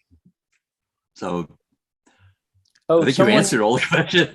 So, sorry, may I, Roy? Yes, definitely. Someone else from the YouTube says there's a lot about boards of non-Africans for African startups. Yeah, somebody must have been on my Twitter because I tweeted about that early this morning or late last night. Yeah, so there is an issue. I mean, this is something that there are two issues here. One of them is that many startups that are getting funding in Africa aren't led by Africans, right? So you have hundreds of millions of dollars going into startups that are run by regular white American guys, right? Or white men, not necessarily American, but it's very frustrating because this is the African opportunity. And we all know that the venture capital and startups are a great contributor to creating wealth and generational wealth. And the more money goes into, to local founders, the more it helps support their community, because they will then get rich and they will invest in other startups, and and it keeps going like that. But if you're only investing in white founders, and I get it, a lot of the money comes from venture capitalists that are in Silicon Valley. If you're only investing in white founders, then the wealth stays within those founders and their communities, and not so Africans are not taking full advantage of this opportunity. And so that's one problem that we're experiencing on the continent. And so that foreign founders are coming and getting the funding and then competing against local founders that aren't getting the funding. And sometimes it has pretty disastrous disastrous result. Why? Because as an African founder and as a local founder, there are so many things that you understand. When I talked about my experience, even though I am African, because I had spent so long outside, there were so many things so many mistakes that I made. And so the local understanding of the ecosystem, the understanding of the local context is so critical to the success of a venture, that betting only on a foreign founder, whereas the local founder might bring a lot more, is I don't think makes a lot of good business sense. I think it makes a lot more business sense to back local founders. But for that to happen, we need to really increase the amount of funding that's coming from Africa into Africans. And that's been a real challenge, because, where does venture capital come from? Pension funds, things like that. And for now, on the continent, African institutions are not betting on African venture capital firms. And so even the African venture capital firms are having to go out to get funding from the outside. And so because the funding comes from outside, and is backing in many cases foreign founders, you'll see that the representation on the board kind of looks like Silicon Valley, right? And so it doesn't look like Africa at all.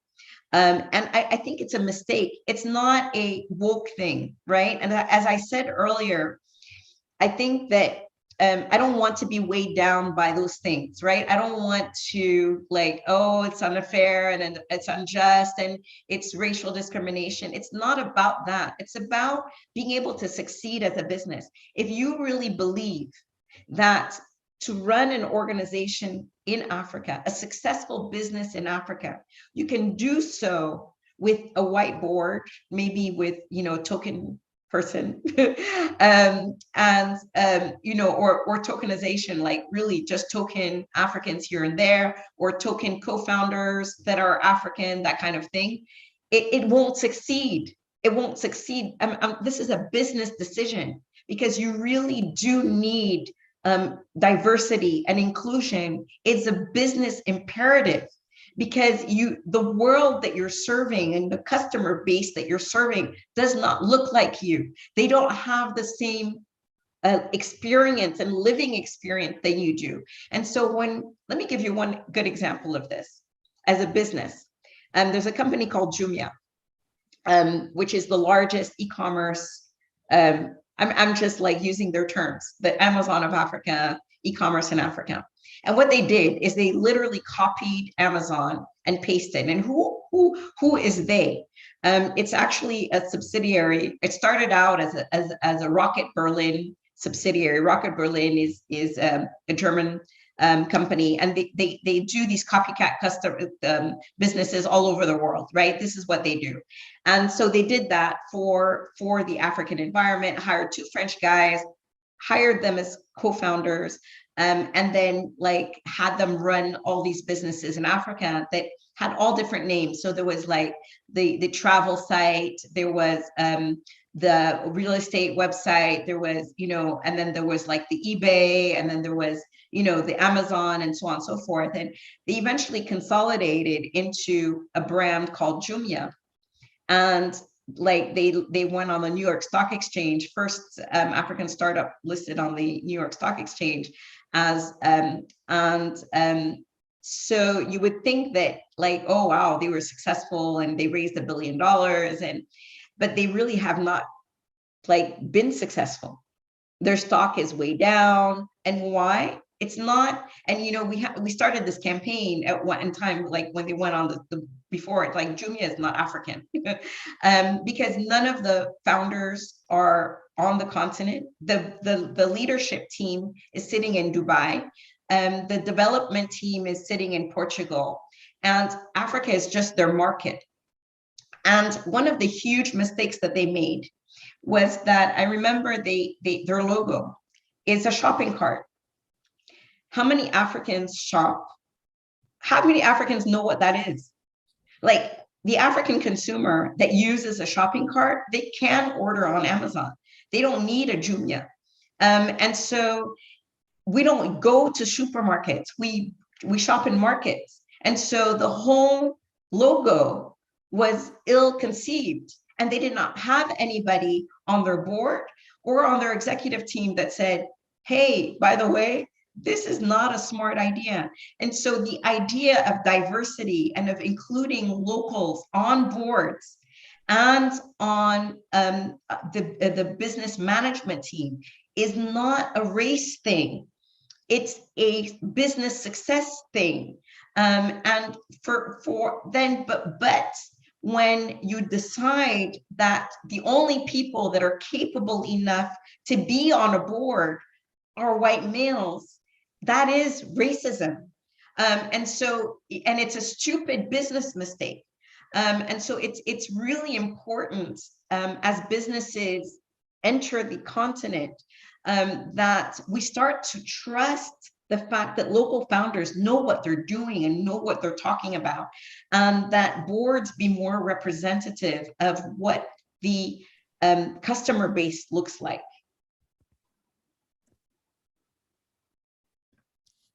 Let me paste the exchange from YouTube.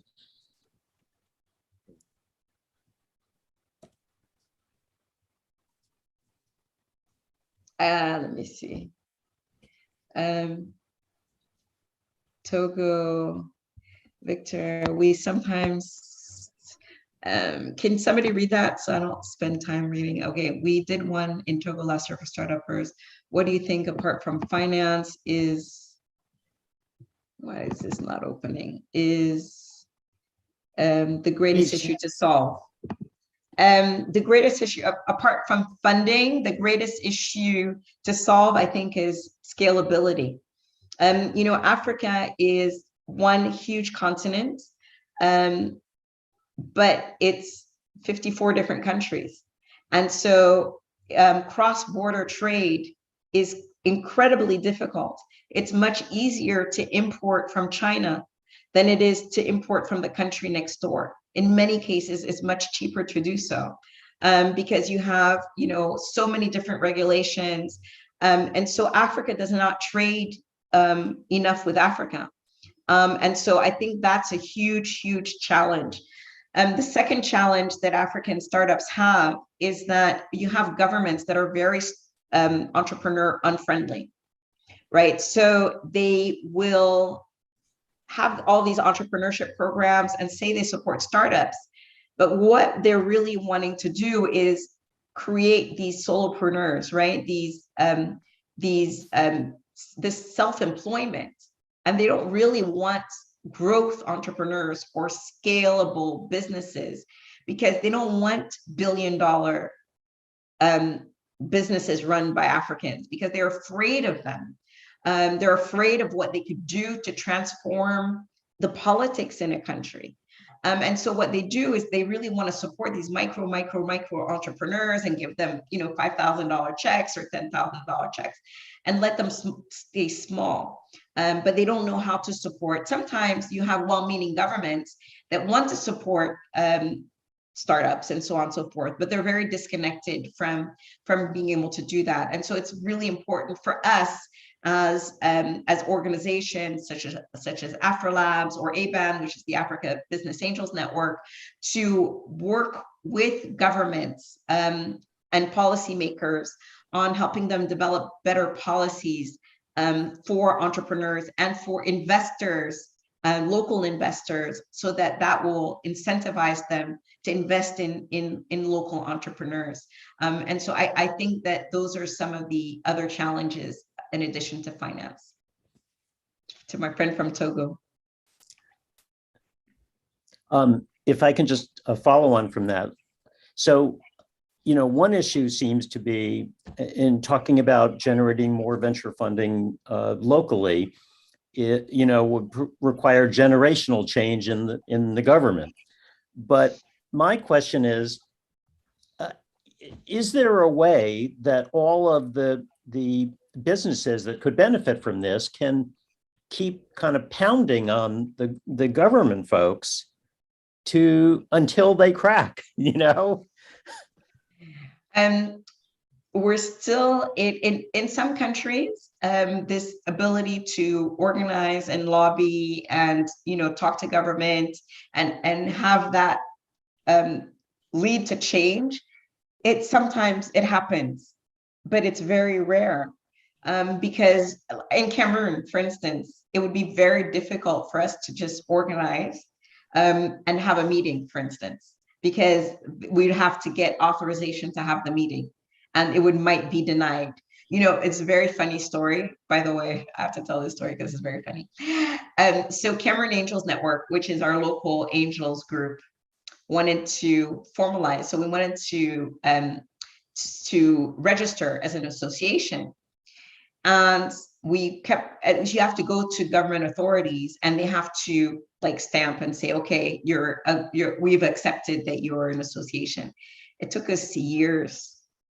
And it took us years because first of all, we had to change the names, we had to change leadership because you have to put who is running the organization, because there's certain names that they were like, too political. We don't want that person on any association. I'm not going to say whose name, for instance. But so eventually we found somebody in a remote city, in a remote town, that would look at it. And he's like, no. It's angels. This is a religious organization. And we can't approve religious organizations. So you can imagine, it's there's such a disconnect between what we need and what government officials understand, that we've got so many challenges ahead, that sometimes it's something as little as, there's so much fear, also of the internet in many African countries where the government controls the internet. Literally controls it. In Cameroon, when there was, and I talked about the Anglophone issue, when there was, some demonstrations and things on the English-speaking side, they shut down the internet. They shut it down, totally. There was it wasn't like they shut down social media. So you couldn't use VPN. There was no internet. And so, people became very creative and, you would travel across the border, from the English speaking side to the French speaking side with everybody's device unlocked. You would carry 20 devices so that you could upload the mail and then download the email and then carry it back. We had something called we had a center, we opened right on the border between the two so that people wouldn't have to go all the way in order to connect to the internet. But those types of things are just because they fear the internet.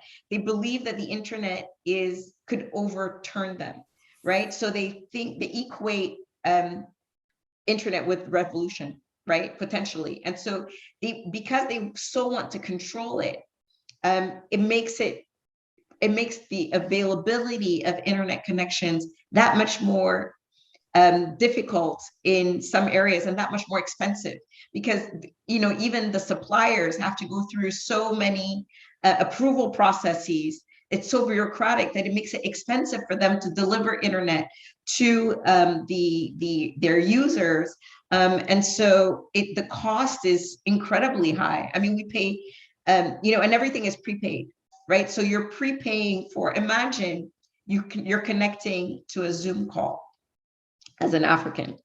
First of all, you're prepaying for that Zoom call, and you're like, a Zoom call is about 1.5 gigabytes, right, for an hour, roughly. And so you have to make sure that you have enough internet data in your prepaid phone for your call. And so you'll notice that many times when Africans are connecting to an internet online, so a free course is never free because you're actually paying for it. And in some countries, that phone call will be equivalent of $20, right? Average on the continent, that 1 hour Zoom will be $7, right? So there's no free training. So you're doing all these free webinars. They're not free to the Africans that are connecting. And so like, you're always panicked and making sure, so you cut off all your video because it uses less bandwidth. And so, those types of, things and considerations that are additional considerations that Africans need to take into account. And when you're dealing with Africa, those are also considerations you need to take into account, because you think you're giving all these free, webinars and opportunities, but there's got to be a way of offsetting the cost to the user, because it might be choosing between attending that webinar and having their next meal. And so, bringing down the cost of internet and making it more available, more accessible to a larger number of people is one of my, that's one of the things that I'm really working on really hard to make it, because I know that all entrepreneurs, internet is the oxygen for technology entrepreneurs, and we need to make it more available. Actually, on that, is Starlink active in Cameroon at all? No, it isn't. I think Starlink is Elon Musk's low. Yeah. Earth So satellite. no, it isn't. It's not yet. It's not yet active in Cameroon, and I don't know that it will be, because Cameroon has a monopoly. The government has a monopoly on all the submarine cables that land in Cameroon, are like owned by the government, and then they license it to the government-owned telco operator, Camtel, which then sells it to the independent telecommunications companies and internet companies. So it's very, very tightly controlled so that they can switch it off if they need to. And a lot of African countries, unfortunately, have switched it off. And so Starlink would be interesting. I'm looking, I'm thinking about how we can convince Elon Musk to do more on the continent. One of the co-founders of the Africa Technology Forum here in DC in 2000 was Noah Samara. I don't know if some of you have heard of him, but Noah Samara had this vision of being able to get more Africans on. He started satellite radio with a company called World Space, and raised $1 billion for this, to send satellites up into the sky to give radio to users in Africa first, and in developing countries, and was one of the very first investors in XM radio, and eventually pivoted to internet access. And so I can say that we have two Africans, because Elon Musk is an African after all, South African. Mm-hmm. And Noah Samara is, I think, from Sudan. And so we have two Africans that have been leaders in satellite internet and satellite radio, and that's kind of exciting.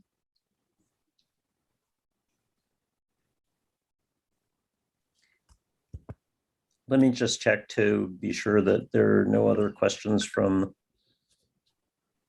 Oh my, could the solution be electing younger, educated political leadership? Let me not get in too much trouble again. But free and fair elections are something that's incredibly rare on the continent. You might have election day where people can cast a vote and vote for their existing leader. But you don't have a lot of so how do I explain this?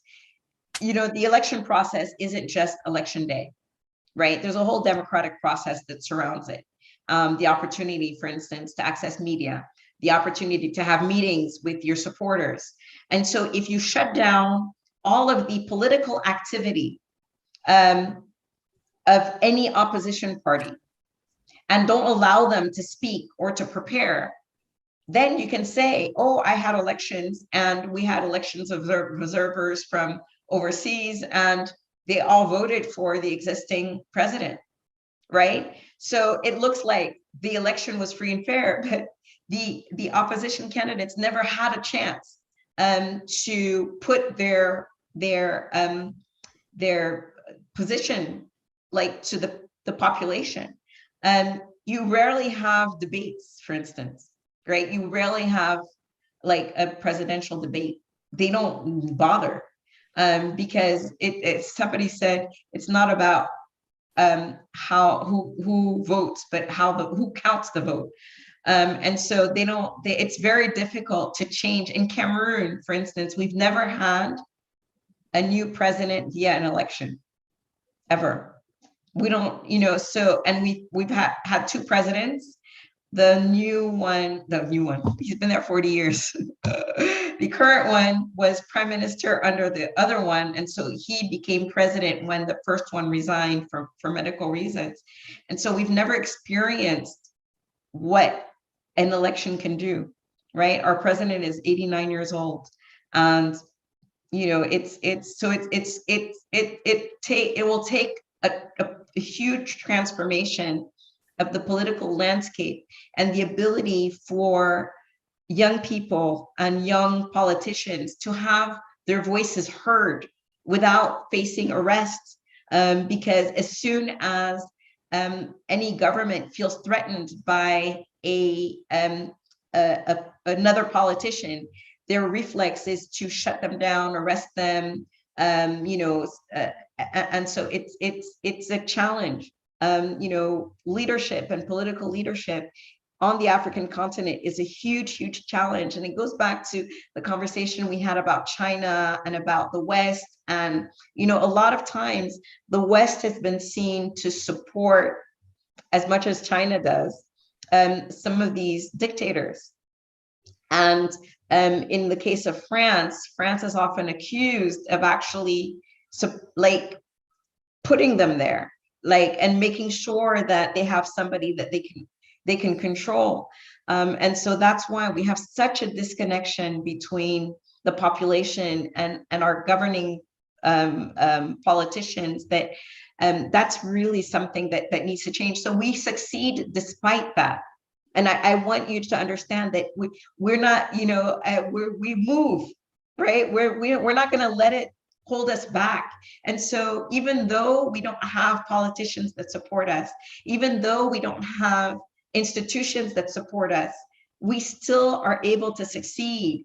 And that's what's so exciting and incredible about the African opportunity. When we talk about resilience, and has the picture of an African next to it, because we're happy. The amount of joy you find when you go to the continent, and you're like, how can you be so full of joy when your conditions are incredible? You don't have water, you don't have electricity, your internet connection is disastrous. How can you be so joyful? And I think that, you know, being able to innovate as we can in that space, and using technology as this vector for development, and we can see the impact that it's having on the ground, and you can see how it's transforming lives, and how the mobile phone has transformed the continent.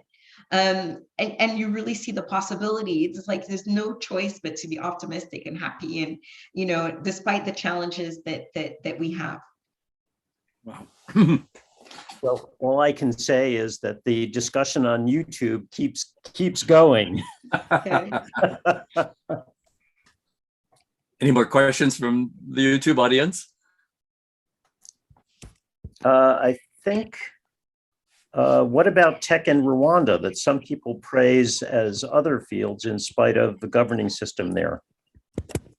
Okay, so Rwanda is one of the more entrepreneur-friendly countries, in that they have made a lot of effort into simplifying the process of starting a business.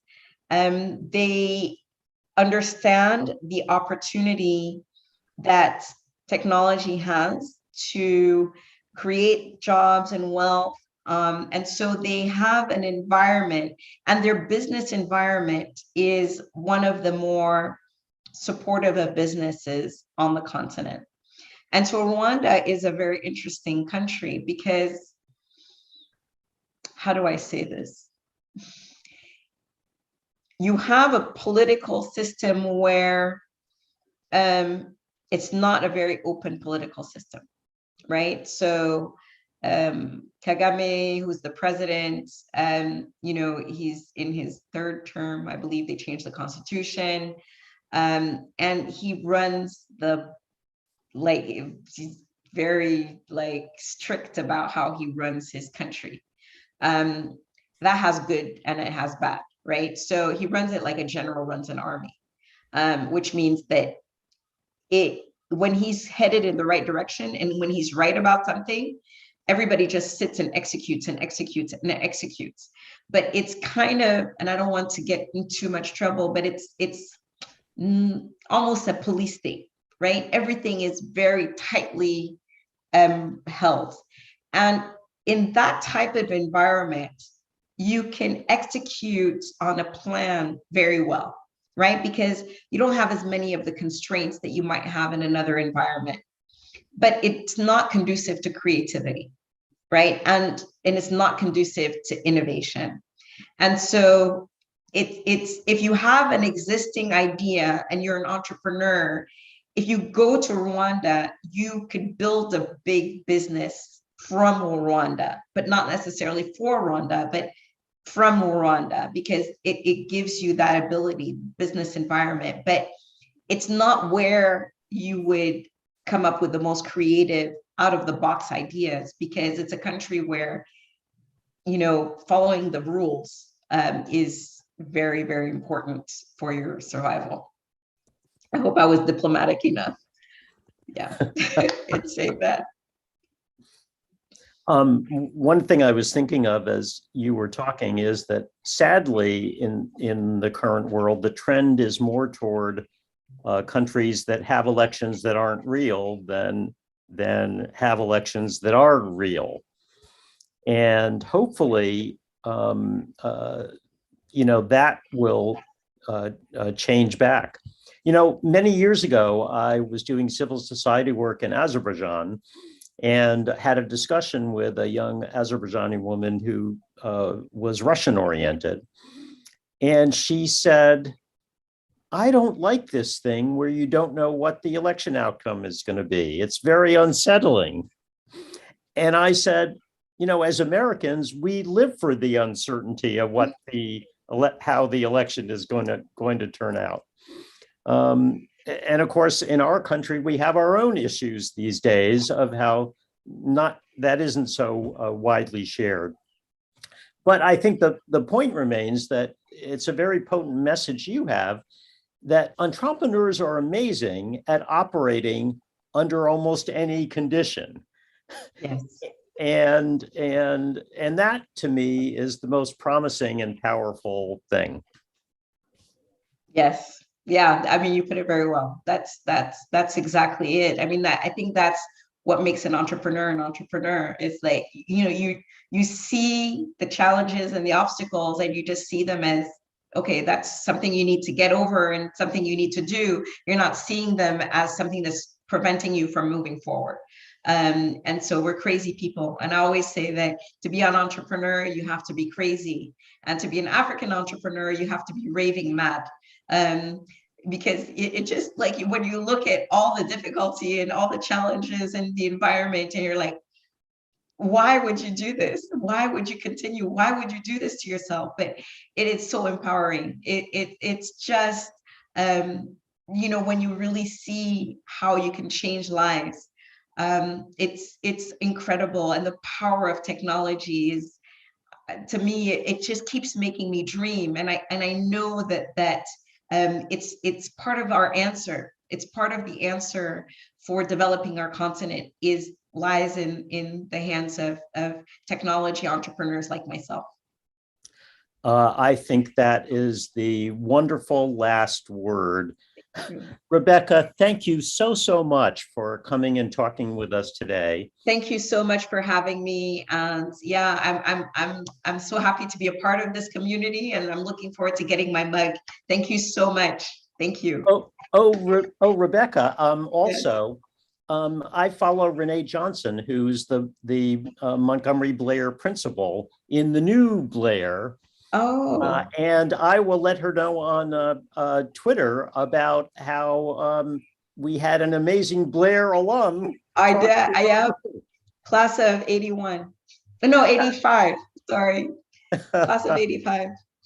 Yeah. Yeah, I would love to talk to the Blair community. It's changed a lot, but I would love to talk to them as well. Thank you so much, Rebecca. Thank you. Thank you very much for having me. Thank you so much. Enjoy the rest of your weekend.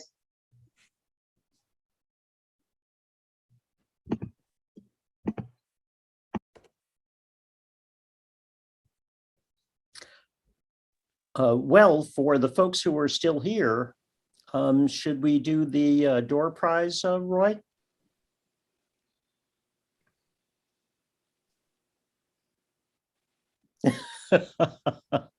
Where's Roy? Okay, let me paste again the Pi attend.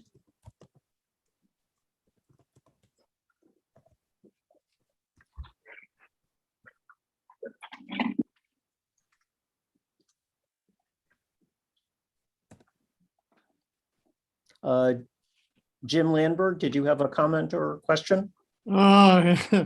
Just to know something while you're working on what you're working on, is my battery on my MacBook died here while we were in our session. It's a 5-year-old MacBook. And when I was able to just re-log in and got everything except my own photo. Doesn't, the video doesn't come up. You can see it's blank.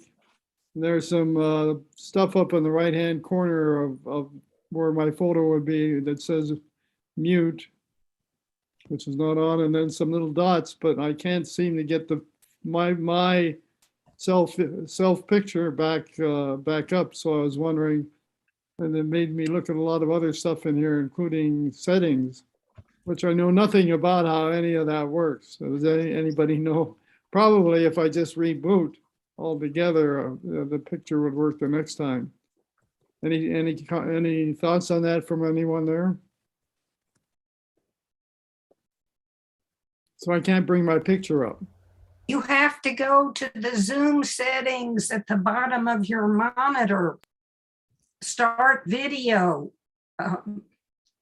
Somebody else explain that to Jim.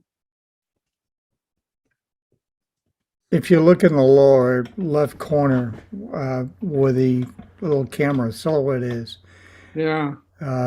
if you click on the little claret beside the camera, The little arrow. Yeah, the little up arrow. Yeah, I've tried that, and then What it's got a what list did here. what does it tell you for camera?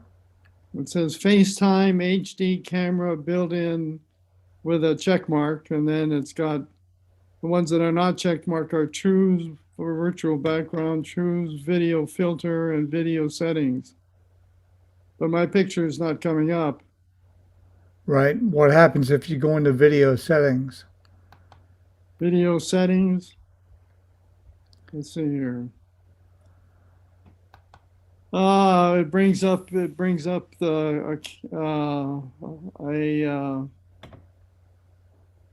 just a black image. For video, it's just a black image. In the right-hand corner, there's something. Looks, I don't know. Well, Anyway, no picture or photo. And it says it's down below in the settings, it has mirror my video. This is checked. underneath camera, what do you have there? If you click the little drop down beside it. Which drop down? Oh, on the side, on the left side? No, below camera. Yeah. I just discovered all I got to do is just click on that. Watch. It now toggled to my picture, and then untoggle, I get my virtual. That's something new on Zoom. I don't seem to have to go into other settings on Zoom. Under the camera, put your cursor and punch, and then unpunch. Well, punch on. See where it says stop video? Just click there. Let's see what happens. My video, touch up my appearance. Just Close your settings. Close video settings. Close settings. Okay. And then go back to the lower left corner and just click on the little camera. So where it says stop video. Can I chime in? That's not his problem, because I've got the participant list up, and you can see when he clicks the stop and start video on the participant list. So he's doing that. It's just not showing his camera. He may need to just reboot. Yeah. Anyway, there's all kinds of stuff here in settings. And there must be some directions on how to understand all those settings. Well, anyway, I was just asking the question. I have a quick comment on that. I'm not sure what happens if you join without video. Oh, I join without video all the time because I don't need people to see me eating my breakfast. I do that too. I do that too. So, but anyway, probably just rebooting will do the job. But I was just kind of curious about all these. There must be some instruction somewhere about settings and how to manage them. I was just waiting for Jonathan to do what he was doing there. So I give the floor back to Jonathan. Jim Craig in the chat said, you may find if the battery is too low on an older Mac, it seems to not show up right away. Well, I'm plugged in now. Oh, okay. Yeah. So that might be another variable. Mm-hmm. So we have a winner of the door prize, and Jim Diamond, you are the winner of a $25 Apple gift card that I think Roy will send you. That's and terrific, so Tom. congratulations. Thanks very much.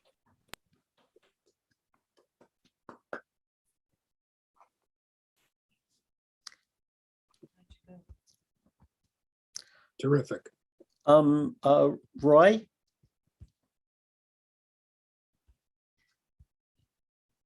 Roy still there? Van, do you have a comment or a question? Hey, just a comment. I don't know if you guys have spotted this. There's a new feature in Zoom, at least on the Mac, that allows you to raise your hand and give a thumbs up without actually clicking, it watches you do it and it automatically will raise your hand. For example, I'll lower my hand here for a second on the screen. Now, when I hold my hand up just like this, a little circle comes bottom of my screen and it swirls around, showing me that it's going to raise my hand for me. So it automatically put the raising hand symbol up. Now, this is a setting you have to check in the Zoom settings, general, toward the bottom of the screen. There's a checkbox that allows you to do this. Something simple that they're just experimenting with. There are two gestures that it recognizes. The second is a thumbs up. So if I put my thumb up like this, you saw the thumb up appear. No big deal. Dan, is this the preference which says activate emojis based on hand gesture recognition? Yes, and it shows you. Yeah, and it shows you the two emojis that are involved: the so let me hand try up it. and the thumbs up. So I activated it. Oh, it did it. Look at that. What do you think I'd lie to you? No. It's pretty magical. Well, now did you notice what happens at the bottom of your screen, Jonathan? Take your hand down.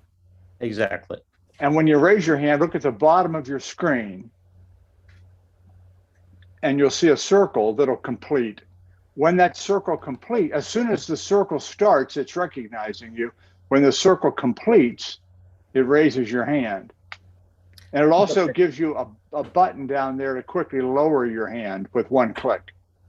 But the one difference between the raise hand and all the other reactions is the other reactions expire very quickly. The raised hand one doesn't. Correct. Yeah, and now if you do the two that they're recognizing are the raised hand and the thumbs up. If you do a thumbs up, that's transient. It'll just be there for a moment, for whatever 10 seconds, then goes away. Again, this is not life-changing. It's just a little fun. Yeah, the yes and no indicators, I believe, are persistent, if I remember correctly. There's also a new release of the Zoom client that came out this past Monday. It's 5.10.3. And there's another release because of some bug fixes that they had to make to that release that's coming out probably Monday. It's not much of a release, but there were a number of enhancements and features that were brought out with this 5.10.3 release related to whiteboard, related to polling, and a number of other components. Roy, can you stop the Ustream?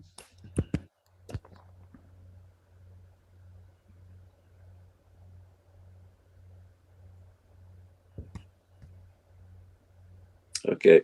Can you hear me now? Yes. I have a most bizarre situation that just occurred on my M1 iMac. I think we talked about it at another meeting.